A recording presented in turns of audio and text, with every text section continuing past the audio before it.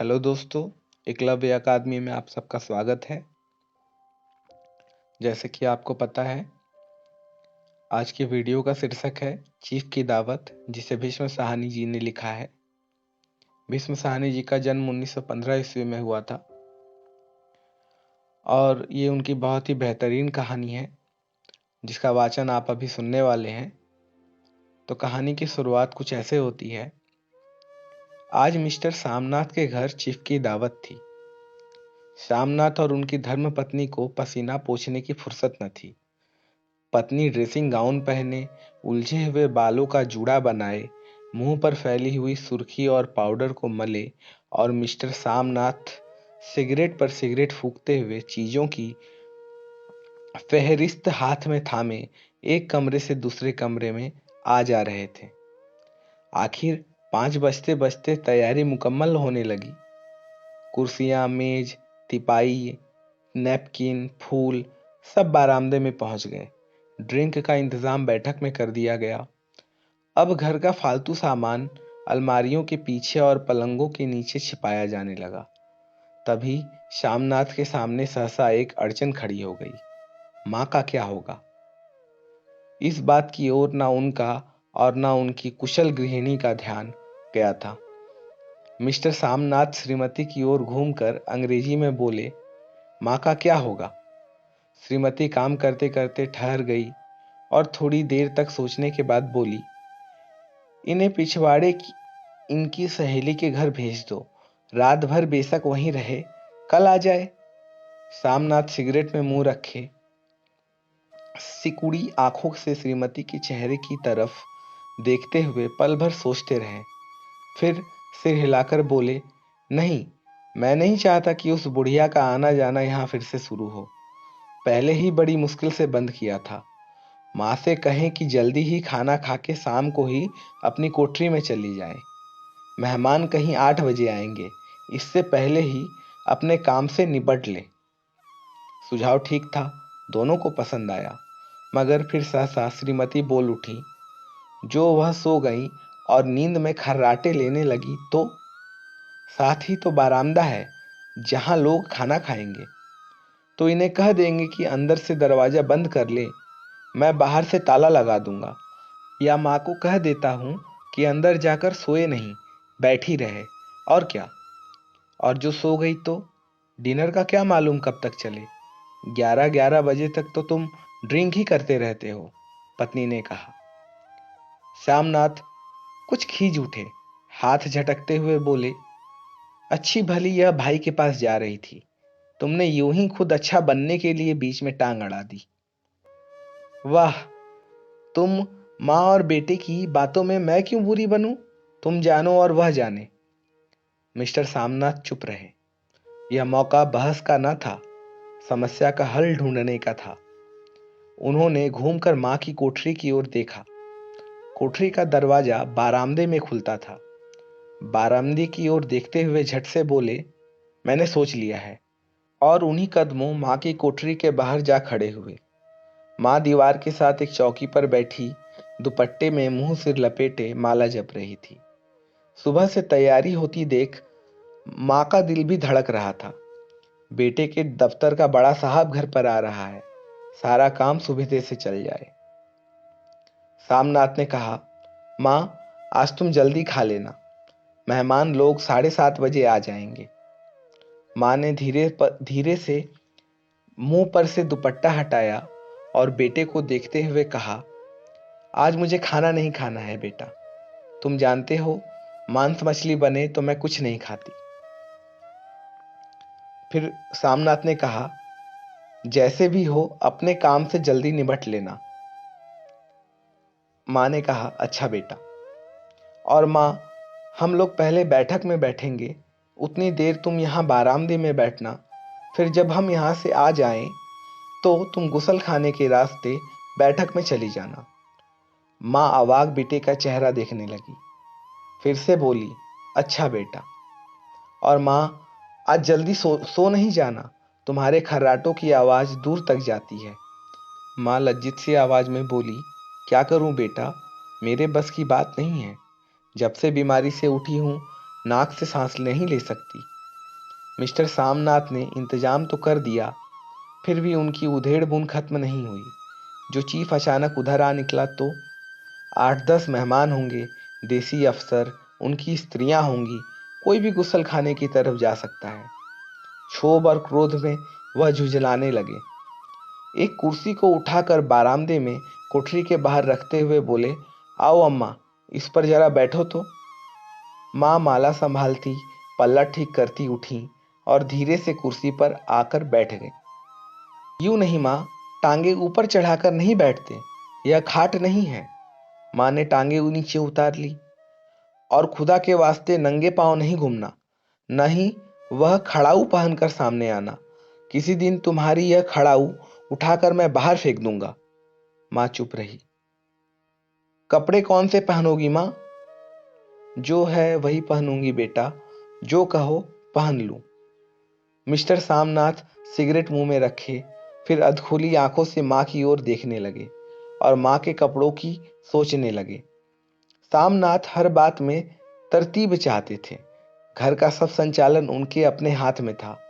खूंटियां कमरे में कहाँ लगाई जाए, बिस्तर कहाँ पर बिछे, किस रंग के पर्दे लगाए जाए, श्रीमती कौन सी साड़ी पहने, मेज किस साइज की हो। सामनाथ को चिंता थी कि अगर चीफ की का साक्षात माँ से हो गया तो कहीं लज्जित नहीं होना पड़े। माँ को सिर से पांव तक देखते हुए बोले, तुम सफेद कमीज और सफेद सलवार पहन लो माँ, पहन के आओ तो जरा देखूं। माँ धीरे से उठी और अपने कोठरी में कपड़े पहनने चली गई। यह माँ का झमेला ही रहेगा।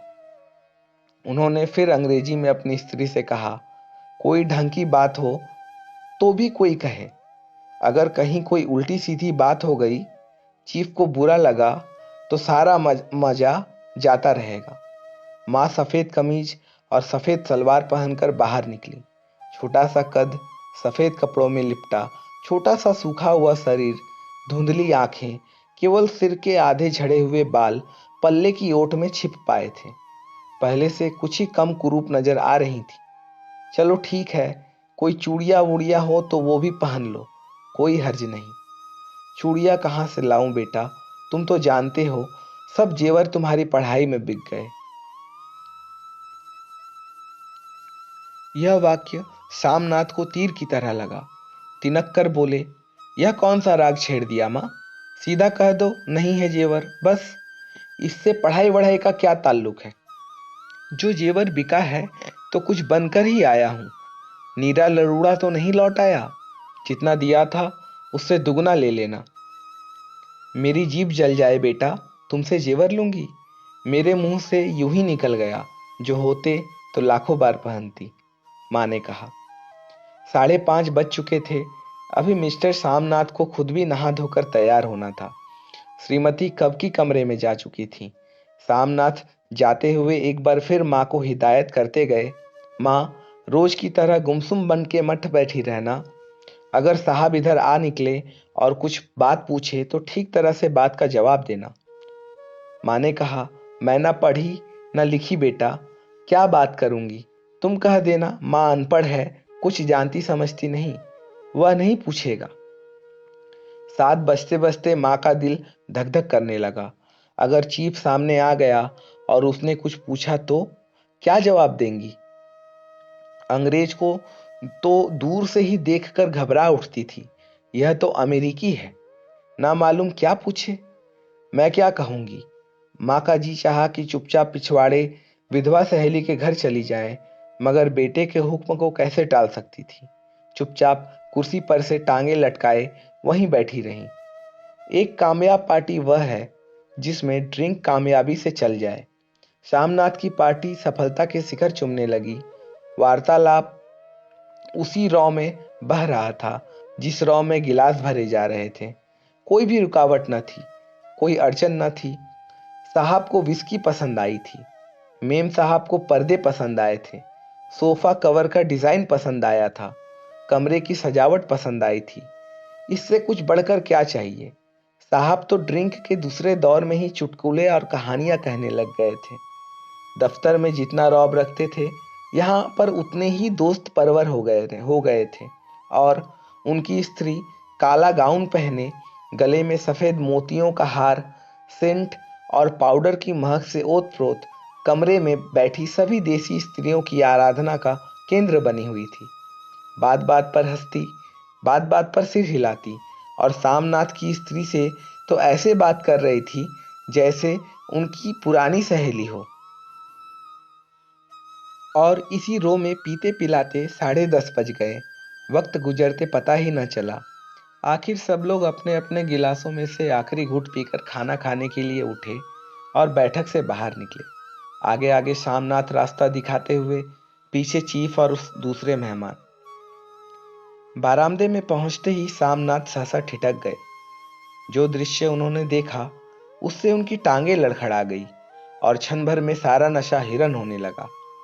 बारामदे में एन कोठरी के बाहर माँ अपनी कुर्सी पर ज्यों की त्यों बैठी थी, मगर दोनों पांव कुर्सी की सीट पर रखे हुए और सिर दाएं से बाएं और बाएं से दाएं झूल रहा था और मुंह में से लगातार गहरे खर्राटों की आवाजें आ रही थी।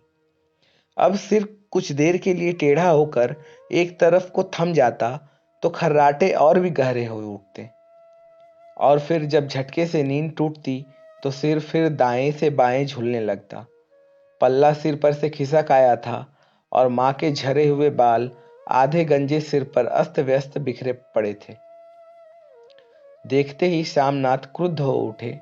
जी चाहा कि माँ को धक्का देकर उठा दे और उन्हें कोठरी में ढकेल दे, मगर ऐसा करना संभव न था। चीफ और बाकी मेहमान पास खड़े थे।